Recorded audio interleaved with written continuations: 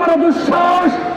সে 24-এর এই বিপ্লবীদের নামে মামলা গ্রহণ করার নির্দেশনা দিয়েছে। এই মামলা আগামী 24 ঘন্টার মধ্যে প্রত্যাহার করতে হবে। জনাব আব্দুল হক নূর এবং সাধারণ সম্পাদক রাশেদ খান, আমি সহ বরিশালের প্রায় শতাধিক নেতাকর্মীর নামে মিথ্যা এবং হয়রানিমূলক মামলা গ্রহণ করার নির্দেশনা দিয়েছে আদালত। কোন বিচারক এই ধরনের নির্দেশনা দিল? যে বিচারক এই ধরনের নির্দেশনা দিয়েছে সে প্রকৃতপক্ষে বরিশালে আমাদের নামে যে মামলা করা হয়েছে, এই মামলা আগামী 24 ঘন্টার মধ্যে প্রত্যাহার করতে হবে। আমরা 2018 সাল থেকে সংগ্রাম করে আসছি। 24 সালের গণঅভ্যুত্থানে গণ অধিকার পরিষদের সভাপতি নুরুল হক নূর গ্রেফতার হয়েছে। ইতিমধ্যে হাবিবুর রহমান রিজু বলেছেন গণ অধিকার পরিষদের 11 জন শহীদ হয়েছে, আমাদের অগণিত নেতৃবৃন্দ গুলিবিদ্ধ হয়েছে, হামলা মামলার শিকার হয়েছে। 18 সালের কোন সংস্কার আন্দোলন না হলে এই বাংলাদেশে কোন গণঅভ্যুত্থান হতো না।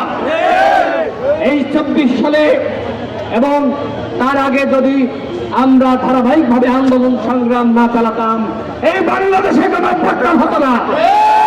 এই গণঅভ্যুত্থানের শক্তি গণ অধিকার পরিষদের নামে টানা 7মবারের মতো বেস্ট টিস্যু পেপার ব্র্যান্ড হিসেবে স্বীকৃতি পেয়েছে বসুন্ধরা টিস্যু। যে ধরনের চক্রান্ত ষড়যন্ত্র শুরু হয়েছে, মামলা করে আওয়ামী লীগ আমাদের দমন করতে পারে নাই, অথচ অন্তর্বর্তীকালীন সরকারের আমলে মামলা দিয়ে আমাদেরকে দমন করার ষড়যন্ত্র শুরু হয়েছে।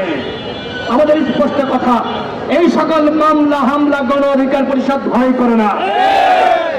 গণ অধিকার পরিষদকে যদি অন্তর্বর্তীকালীন সরকার মনে করে এই ধরনের মামলা দিয়ে দমন করবে, তারা যদি মনে করে আমাদের অগ্রযাত্রাকে থামিয়ে দিবে, এই অন্তর্বর্তীকালীন সরকার সেটিও করতে পারবে না।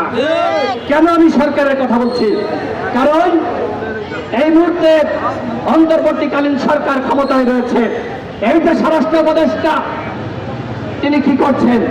আমাদের নামে থানায় মামলা করতে যাচ্ছে, আর জাতীয় পার্টির নামে মামলা রয়েছে, ওদেরকে অ্যারেস্ট না করে পাল্টা আমাদের নামে মামলা দিচ্ছে।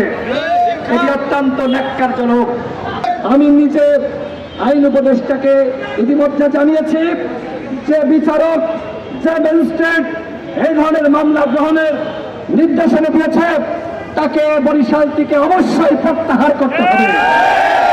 তার দুঃসাহস, কত বড় দুঃসাহস!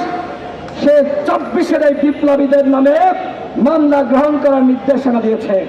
নিশ্চিতভাবে আওয়ামী পরিবারের কেউ না হলে, জাতীয় পার্টির দোষণ না হলে এই ধরনের নির্দেশনা দেওয়ার আগে শতবার সে ভাবত।